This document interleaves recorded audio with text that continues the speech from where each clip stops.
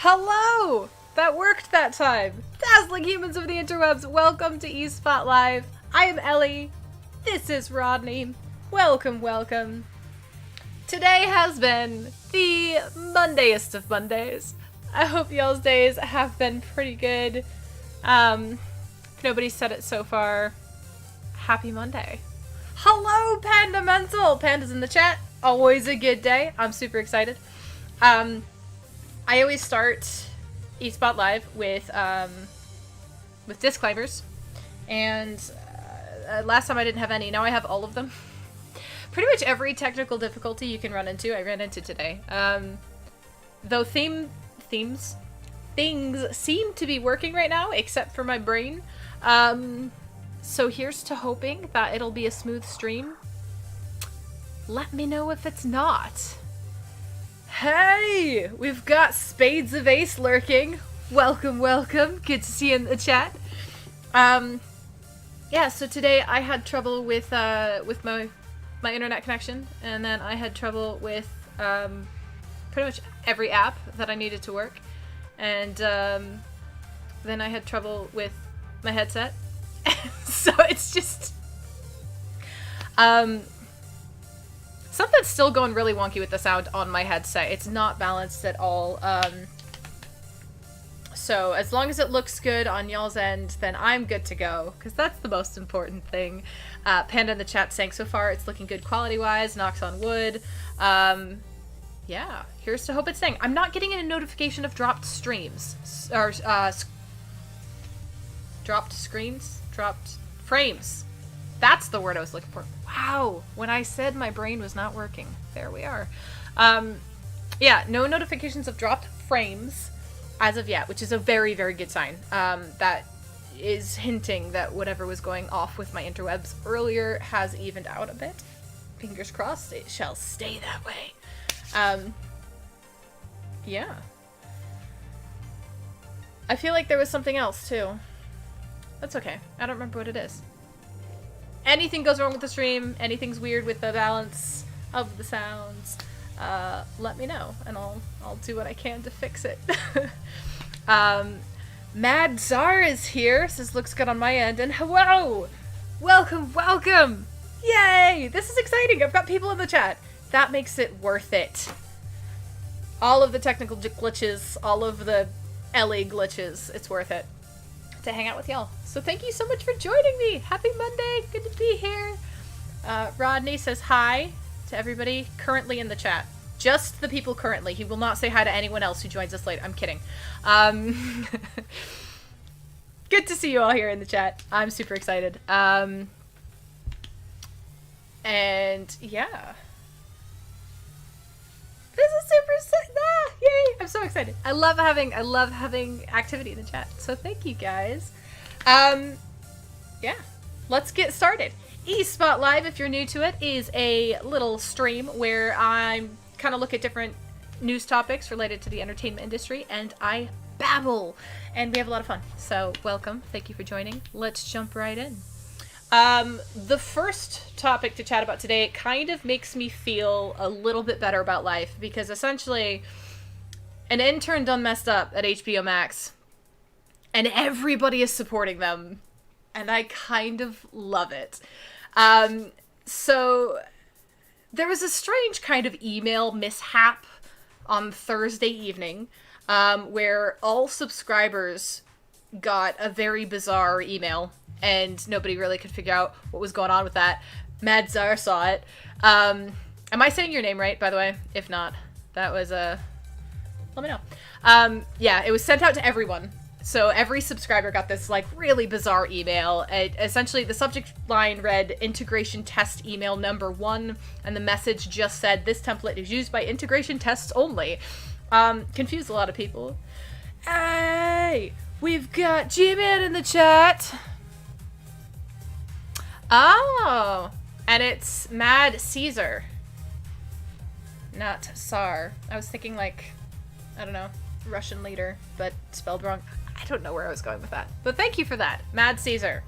I like it. That... Yes. So yeah, Mad Caesar and G-Man in the chat. Welcome. And interns sending out emails that they're not meant to be sending out. So essentially it was just an internal test that I'm assuming, having worked in different companies, there's just like that reply all type of button that sent it out as a blast to the entire user base of subscribers. So there it is.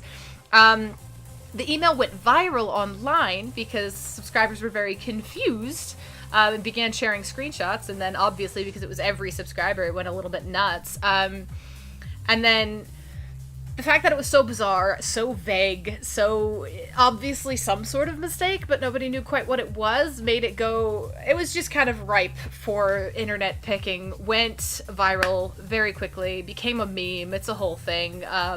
Jokes about integration tests being a new HBO Max series have been making the rounds.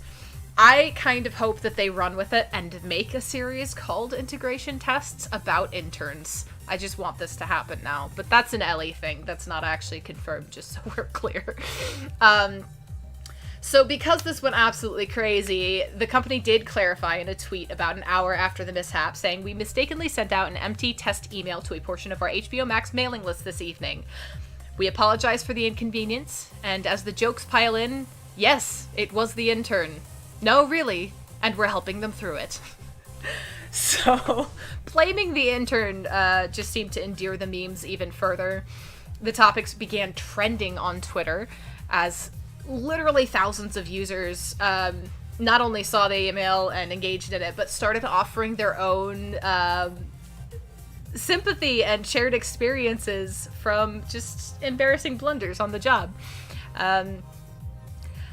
Different examples in the Twitterverse include accidentally powering off every device during a laser experiment at MIT, taking Spotify offline around the world, and of course, who could forget that time that everyone in Hawaii got an alert about an incoming ballistic missile that was just a test run. At least when HBO Max interns sent out the test, it clearly said this is a test. As Mad Caesar is saying, I would have cried, no joke. Like, please do not fire me. Legitimately, like, I send an email with a typo, and then I message my boss, please don't fire me.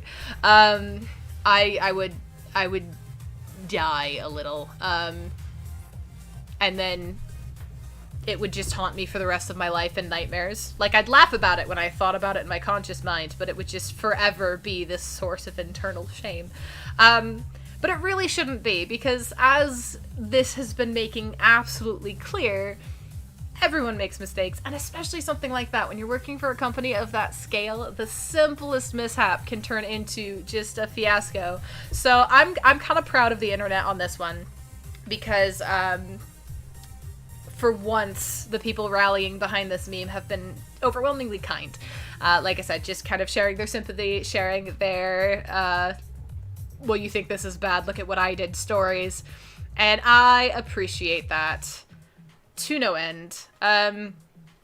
A-Spot Live, in and of itself, is a perfect example of this. I have foot and mouth moments all the time. It's a live show. I say things I don't mean.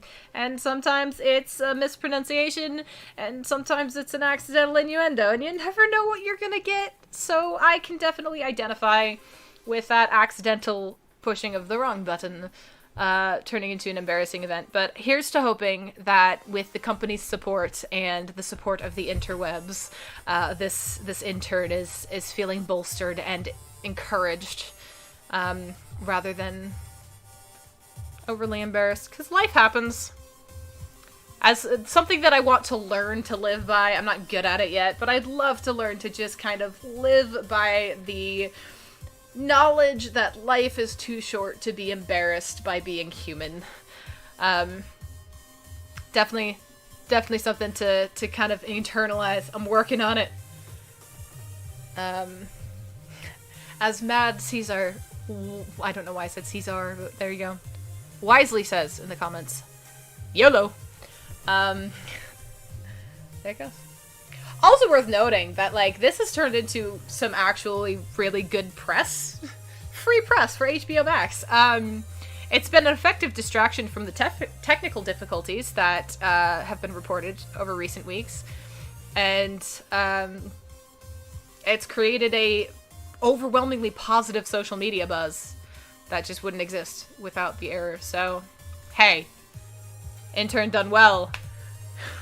Maybe not what you were meant to do, but you created excellent press for your company, which, frankly, there you go. That's all that really matters.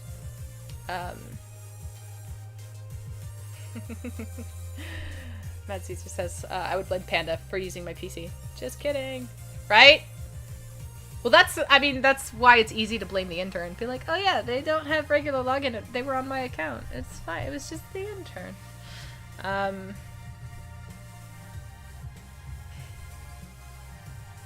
There you go. The next topic is something completely unrelated. But it's still interesting to know, and it is in regards to the games presented at E3. A third of the games presented at E3 2021 were considered non-violent by a very specific categorization of games, but still a really interesting note. Because that means that non-violent games took up twice as much space at this year's E3 and surrounding events than in 2019. Obviously, that was the last E3. There was no E3 last year. So this was according to a recent report from gamesindustry.biz, which found that 33% of games shown over that E3 week and weekend were not violent, which is up from 17% that represented 2019's presentations. So this specific analysis of violence is kind of particular. It focuses on interpersonal aggression acted out by the player. So for the purposes of this specific poll, if you will, killing is violent, obviously, but something like being tasked to solve an unseen murder is not violent. Cartoon violence, like disassembling enemies in LEGO Star Wars, does count as violence, as well as slightly more abstracted forms, as in strategy games. So their look at violence in this particular poll is a player making an action, rather than the theme. So the theme of the game, like I said, it could be all about murder and solving a murder, but the violence has to do with what the player is doing, the decisions the player has to make, whether it's a gory killing something or other, or, you know, just kind of going after the bad guy and disassembling them in Legos. That's still classified as violence for the sake of this particular analysis. So that's kind of an interesting way to look at it, because, and I kind of like it in a sense, because it's not dealing with, like, again, the themes, but rather what you do as a player. So this particular increase, which is a large increase in non-violent games, has been largely attributed to the presence of the Wholesome Direct, which ran for the first time in 2020 when E3 did not take place. So Wholesome Games as a community does not necessarily exclude violence by its own definition, which is something that its curators have had to publicly clarify a few times, but it trends towards it. It also included over 70 games. So in a Reddit AMA shortly before its first event last year, Wholesome Direct listed exceptions that defined the rules as including, quote, wholesome games are less violent when they can be, I can't read. Wholesome games are less violent when they can be, but Costume Quest is still wholesome. There we go. End quote. And it checks out. So 83% of the games at Wholesome Direct were classed as non-violent by games industry. And so it's interesting to kind of see what presenters, what companies were presenting non-violent games versus violent games. And again, violence has kind of a little bit of a different meaning.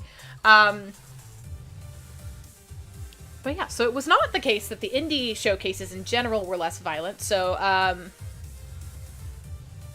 at 20% of 35 games, the second Guerrilla Collective stream had a similar violent to non-violent ratio as the Xbox and Bethesda showcase, which was 13% of 31 games, for example. games industry has also made a point to say that it's gathering this data is not an attempt to decry violence, but to offer a look at just how much of the industry's output relies on selling the same fundamental mechanic, which is the ability to fight and kill. So their point isn't even about the violence for the sake of violence, but rather like, hey, we kind of play a lot of the same kinds of games. And I mean, you can look at it from the perspective of if it ain't broke, don't fix it. But it is an interesting point that the vast majority of games out there are games that rely on that theme and mechanic and purpose of the player as a character destroying things. So it just brings up two thoughts. The first of is what other options are there? Because, like I said, clearly it's successful if it is the most common mechanic out there. But also, it is interesting to see more and more games stepping up that do have a completely different purpose. But yeah. So at least some of these games have been kind of qualified as wholesome violence, if you will. But I don't know. I would also be really curious to see how these could potentially break down in terms of themes. So, like, what this poll would look like, what this data would look like. I keep saying poll, that's not the correct word, but, you know, whatevs. I'm curious to know what this data would look like if you compare the themes of the game's violent themes versus violent actions. Yeah, just really interesting topic there. I guess, you know, it's just something to kind of keep an eye out on. It obviously depends on people's preference for gameplay, what you enjoy, what you want to see more of. I like puzzles, personally, but I also like pretty much anything Star Wars, which is always going to be fighting games. So there's that. Tis what it is.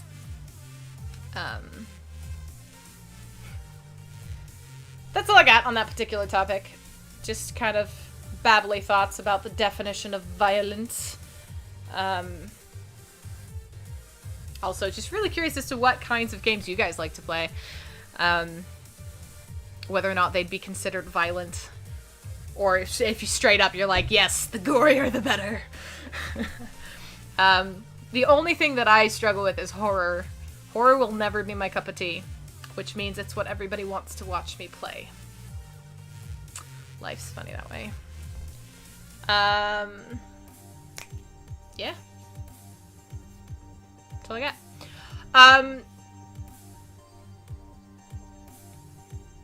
I lost my place in my notes. Bear with me while I awkwardly,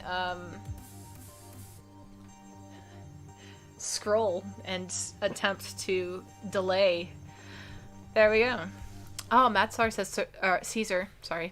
says Survivor games. Interesting. Would that be violent? Do you have to, is it kill or be killed Survivor games? Or is it like, I don't know, you're stranded somewhere and have to figure out how to build a fort? Because that's what everybody does. The first thing that you prioritize when you're stranded somewhere is a fort, specifically. Yeah, kill or be killed. I think it's a fun concept, game-wise. But according to that, it would be considered violent. But again, I'd love to look at the themes of that kind of survivor being the theme of the game is far less violent than the theme of a game being solving a bunch of murders, even if one has killing and one doesn't. It's an interesting thought there. Like Arc Standard and Build a Place. Arcs. Did I read that right? I think I did. Is that a game? That might be a game. I'm new to gaming. Yeah. Now I'm just like, my brain is completely diving into this whole Survivor game, how that could be classified in a violent versus non-violent versus wholesome. So like maybe it'd be wholesome violence. I don't know. Anyways, next up to chat about Apex Legends, over time, has just teased a huge change for the canon for Lifeline. But before I get into that, Mad Caesar just said, we are violent creatures, sort of, due to us trying to survive, so what would that be called? That's a really good point. Yeah. So many thoughts. Should have, like, a survival game just in a regular society. I guess that's life. That's the board game life. It's just trying to survive to the end of the game. Yeah, like I said, it's kind of that, maybe that concept of that wholesome but still violent. And then there's the matter of protection as well. Obviously, if you're in a situation where you're not alone and your group is threatened and you're defending them, then what does that mean? First world concrete jungle, right? First, you have to get a job. But wait, you can't. You need a degree. But wait, that costs money. Here's a loan. Lol, Sykes, you can't get a job even with your degree. What? Anyways, before I dive way too deep into that rabbit hole, let's go back to Apex Legends. Apex Legends has been one of the most popular battle royale games on the scene for the past several years, and they are now breaking out into a new medium, that of comic books. Apex Legends Overtime is a fairly by-the-book story, mainly focusing on the downtime between teammates, which is super fun. Throughout the issue, Mirage and Crypto are on the run from Revenant in a fun, fast-paced adventure, but a small background event that could easily be missed might actually end up being the beginning of a change for one of Apex's most popular characters. And not a little change either, but a massive one. So near the end of the book, in an unremarkable panel focused on Crypto outrunning a pursuer, the fast-paced, smart-mouthed Octane is seen in the background with Lifeline's DOC. However, it's what Octane is saying that stands out quite a bit. The quote is Octane talking to the Drone of Compassion, saying, "It's been you inside DOC this whole time? Then that means she's dead." End quote. What? So it would kind of make sense for Octane to have some familiarity with whoever may or may not reside within Lifeline's DOC. And in Apex's surprisingly rich backstory, Octane and Lifeline both hail from the planet, I can't say it, but Samath is my guess, and even knew each other before the game. So when Octane blew off his legs in a stunt gone awry, it was Lifeline who helped him obtain the pair of bionic legs he sports in the game. So yeah, given their personal relationship, it could be a character from their past that's been placed inside the DOC. But no such character has ever been named or identified in the game's lore, so it's kind of new. This is the first time that it's been implied that there could be more to Lifeline's DOC other than it just being a drone. The drone, which has been in play since the game debuted in 2019, has been one of the more iconic aspects of Apex Legends, summoned into battle by Lifeline whenever her allies need to be healed or revived in battle. More recently, the DOC was notable for being at the center of some of the game's biggest changes as the 9th season began. However, none of Lifeline's dialogue has indicated anything more is going on, so this could be the beginning of a really significant development in the series. So we'll just kind of have to see. While Overtime itself might be a comic book, it is considered canon, according to Apex Legends writer Tom Casiello. The events of the comic series will begin to affect the in-game world, and this includes dialogue between characters during matches. So it may be only a matter of time before players get to see the comic story play out in full in video game format. As far as the ultimate reveal of what's going on with Lifeline's DOC drone, that might be coming even sooner. Apex Legends Overtime number 2 looks to be a story focusing on Lifeline and Octane, and that hit stands July 21st from Dark Horse Comics. So that's super fun stuff. Especially, I feel like for anybody who's a fan of the game and comic books, it's just fun. It's always fun to flesh stuff like that out. But yeah, that's the big tease. There's a lot of lore there. There's a lot that can be done. I adore story in general. I adore all different forms of storytelling. And blended media is just never-ending fun for me, because you can do so much with it. But yeah, they're hinting at something. Who knows what they have planned? We shall see. And if it's exciting, we'll talk about it on eSpot Live again. And there we go. Next up to babble about. I'm not battling anybody at the moment. We'll see. That's later. The fate of the Tekken versus Street Fighter game has been revealed. And unfortunately, it's very sad news for anyone who's been holding out hope for that game. Tekken versus Street Fighter. I say versus. It's the X. I think that's means versus. So many things that I read in my head, and then I say them out loud. Like, I don't know if that's how words work. Anyways, this particular game was meant to pit the characters from the Tekken universe against those from Street Fighter. And it seems as though the project, though it's been worked on for a very long time and it's partially complete, has officially been cancelled. This news comes from the director of each title during a recent interview. The collaboration between the Tekken and Street Fighter universes was first announced 11 years ago during San Diego Comic-Con. Aha! Panda is helping me out here. The X in the game is cross, so you say Tekken cross Street Fighter. Is it Tekken? Am I saying the name wrong too? I am. Dang. That's alright. So it's Tekken cross Street Fighter. See, that doesn't make any sense to my brain, but as long as it makes sense to other people, we're good. Thank you for that. So yeah, 11 years ago, San Diego Comic-Con, this collaboration was part of a partnership between Bandai Namco and Capcom that would see... Oh, it is Tekken. Mistyped. Okay, so it's Tekken cross Street Fighter. We'll get there eventually. See? Intern, you have nothing to worry about. Because at least you can probably speak English. Or whatever language is your native tongue, I should say. It's very cocky, very American of me to assume that it would be English. Anyways. Told y'all, it's a Monday-y Monday. But a good one, because I'm here with you guys. So yeah, Capcom ended up releasing Street Fighter Cross Tekken back in 2012, but Namco's game was quite a bit slower moving. The director did insist the game was still moving forward for several years, and then in 2016, Harada gave an interview with GameSpot where he confirmed that the game was no longer in active development.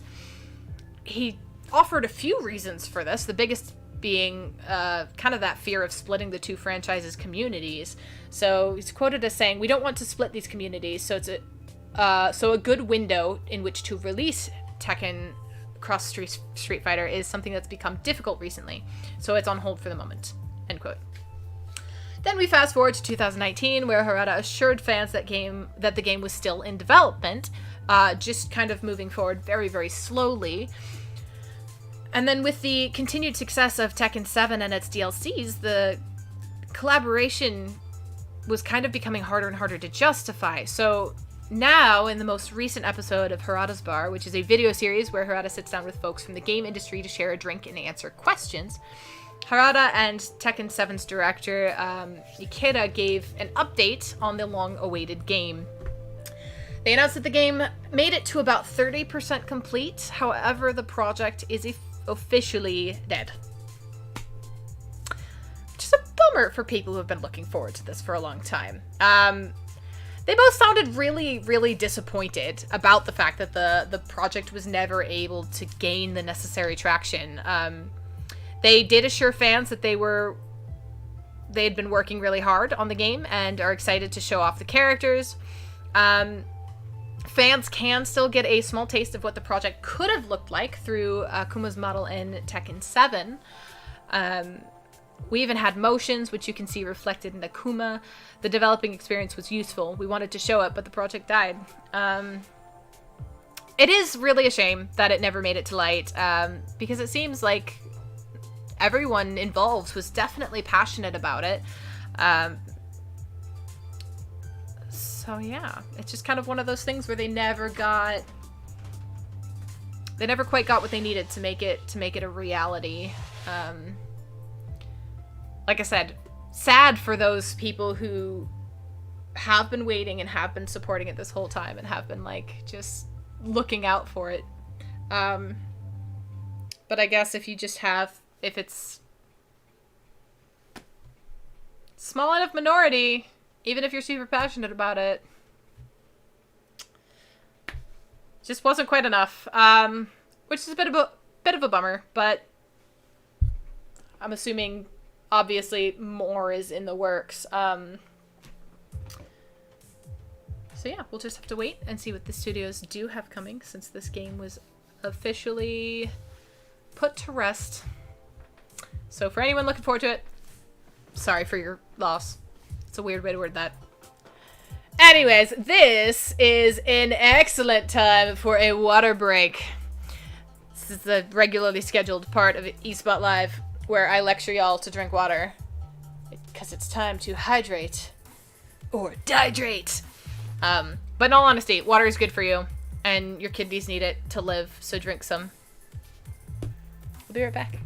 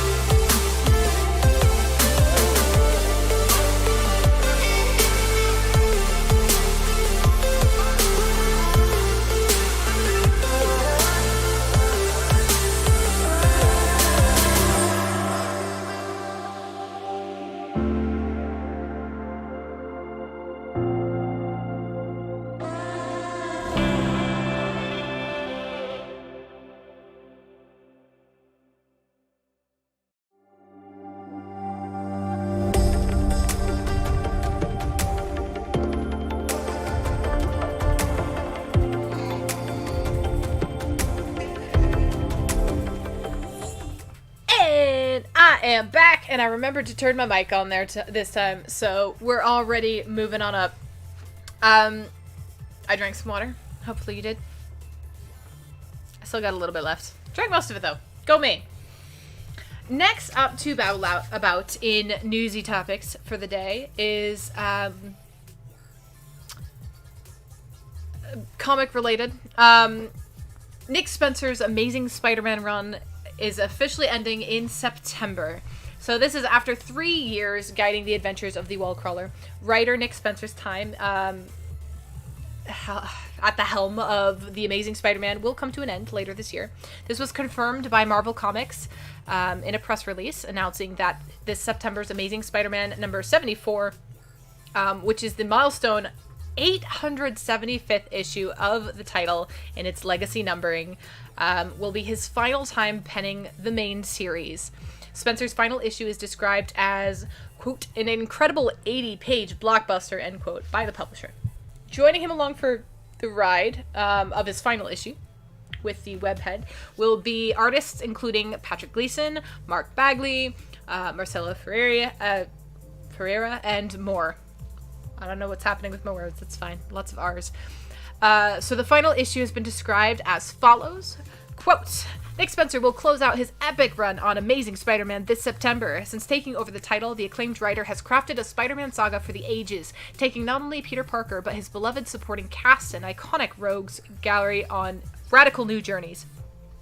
With numerous memorable storylines under his belt, Spencer will end his redefining work on the Spider-Man mythos in Amazing Spider-Man number 74, the culmination of over 3 years' worth of thrilling storylines. This climactic finale will be full of surprising developments that will launch Peter Parker into his next high-flying era. End quote. Editor Nick Lowe also had to say, quote, the last 3 years of Amazing Spider-Man have been Nick Spencer's love letter to his favorite character and comic. He may be the biggest Spidey fan ever, as evidenced from the fact that he read every Spider-Man comic in preparation for his landmark run. He continued on to say, from number 1 all the way through number 74, Nick, along with Ryan Ottley, Humberto Ramos, Patrick Gleason, Mark Bagley, and more, has gone huge with more villains, more supporting characters, and more punishment for Peter Parker. From Hunted to Sin's Rising to Last Remains to King's Ransom to Sinister War, and now the ultra-sized finale, What Cost Victory, Nick will bring his web-slinging roller coaster ride back into the station in a way you'll never forget. End quote. It is, at the moment, unclear who will be taking over for Spencer once the series has concluded, with potential favorites from the outside perhaps being Chip Darsky or Al Ewing. Donny Cates would no doubt be a fan favorite to take over as well, having just completed a critically acclaimed run on Venom. The writer's already writing Thor and is set to tackle the Incredible Hulk next, however, which probably would make running Spider-Man a little bit of a difficult task to put on his plate right now. So we'll have to wait and see who the successor will be, but here's to an amazing 3 years of phenomenal storytelling. An era comes to the end, but it's a new beginning for Spidey. I don't know. Spider-Man is one of my favorite superheroes. I don't know why. I think Spider-Man might have been the first superhero anything I ever saw, and so that's probably why Spidey's got a special place in my heart. But yeah, here's to Spidey well written. I don't know how to end that. I was like trying to make this elaborate conclusion. Didn't really work, but there we go. Fun stuff. If any of y'all have opinions, let me know in the chat. Otherwise, I'm gonna move right on to the next topic, which is a bit of a controversy ending in a retirement, specifically of Scott Cawthon, who's the creator of Five Nights at Freddy's games, who has officially announced his retirement. This decision comes in the wake of a quite controversial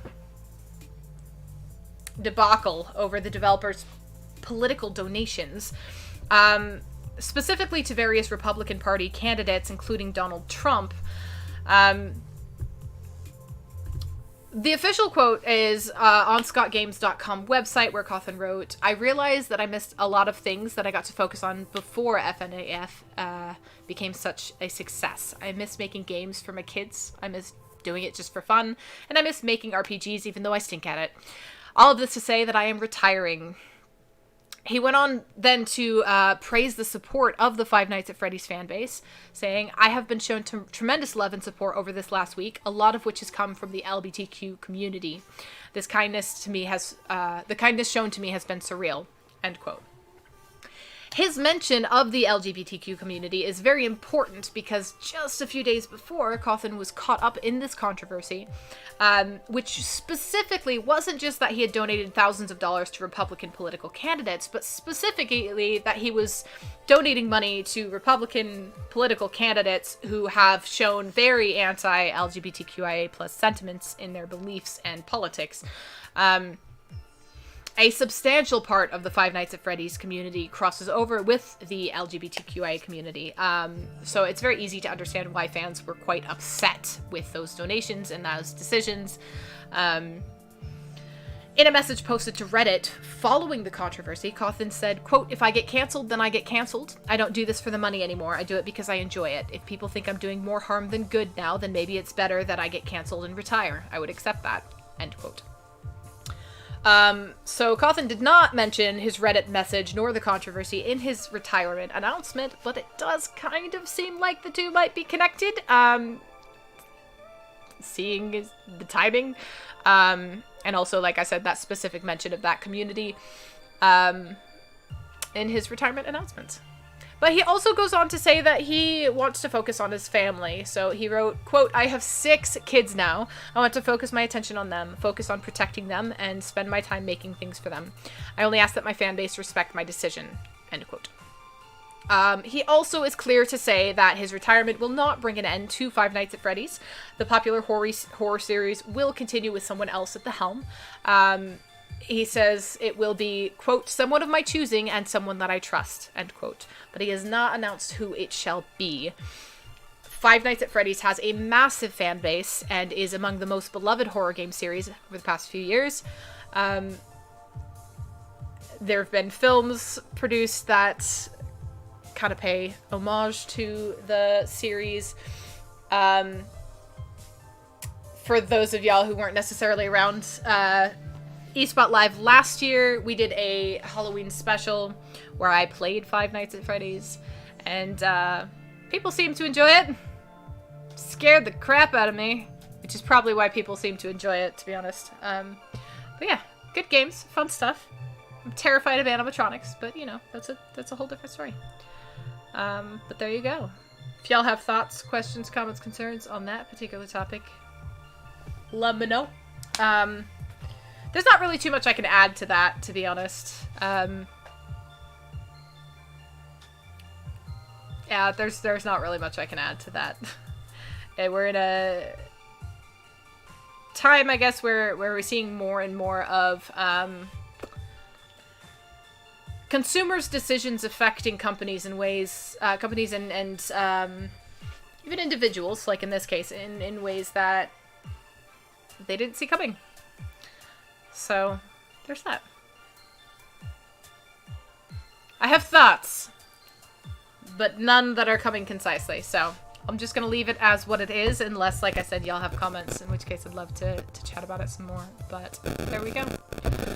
Next up to chat about is Wendy's. Talk about great there's no such thing as transition anymore. Next topic. Specifically that Wendy's restaurants are turning into Morty's to promote Rick and Morty's 5th season premiere. Wendy's has received a humongous transformation in promotion for the premiere of Rick and Morty Season 5. The mega hit Adult Swim animated comedy series debuted in 2013 and has since grown to accumulate critical and financial success, including 2 Primetime Emmy Awards. Season 5 premieres June 20th and will consist of a straight block of 10 episodes.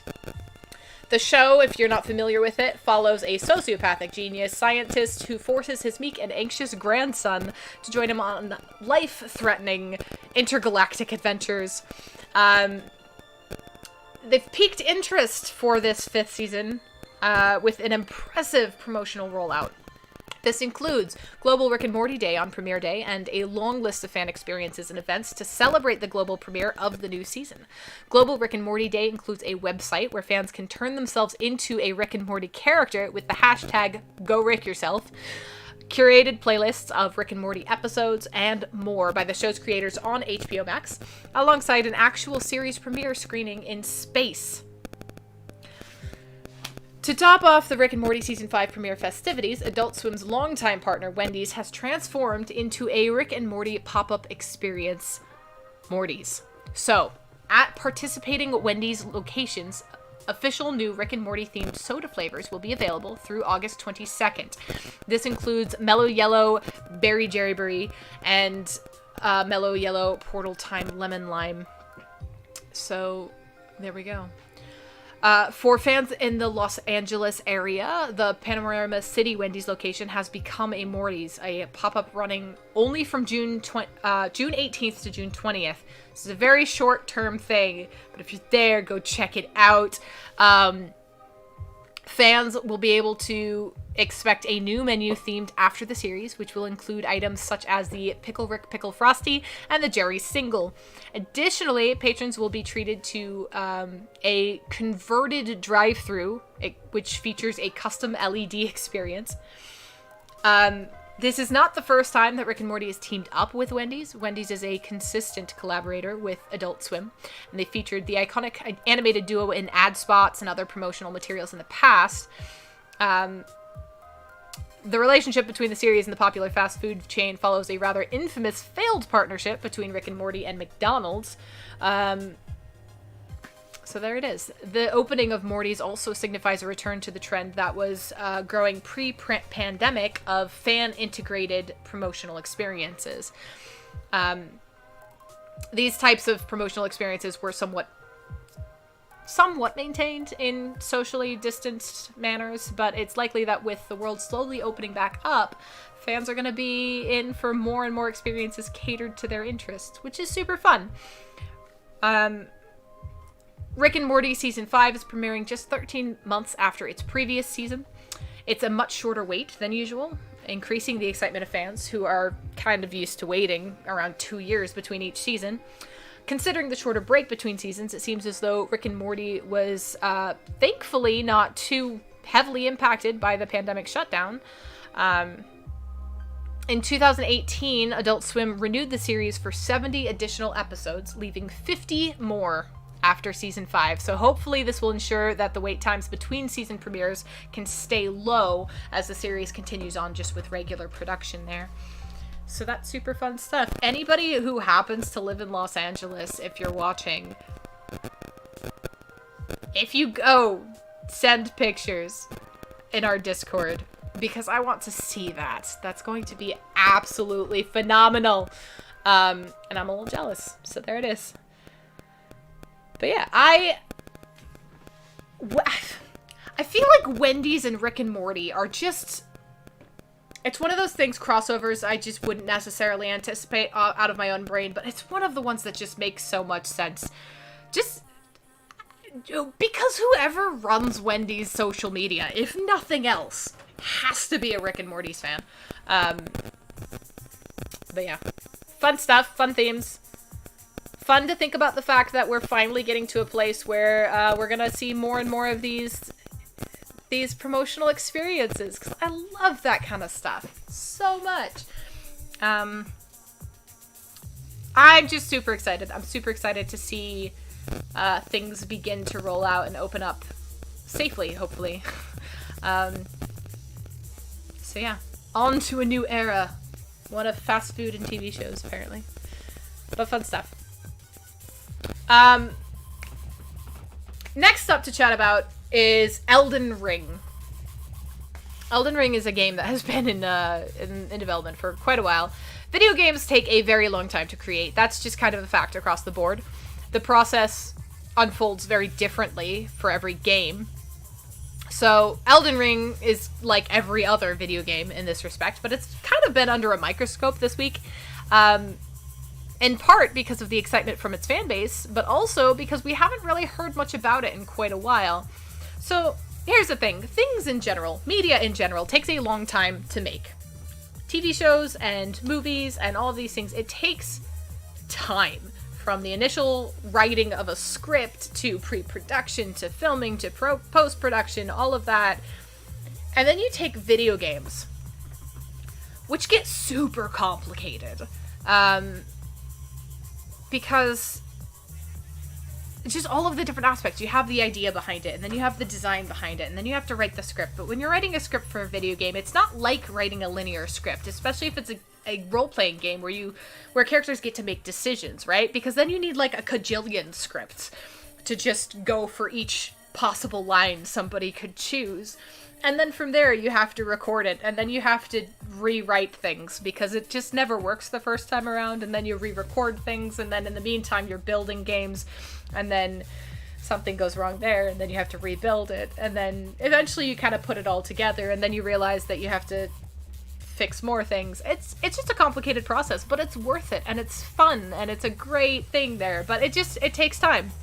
And I think oftentimes we've talked before a lot about just hype culture and how as soon as someone gets an idea, to get funding, they have to really hype it up. And then because of the time frame between hyping of an idea and actually being able to produce a good solid product, it just has its own issues there. But anyway, so this is something that people got super excited about and then didn't hear about for a very long time. And then there was a premiere of a new trailer at Summer Game Fest, and the silence of a key creative mind on the project has officially been broken.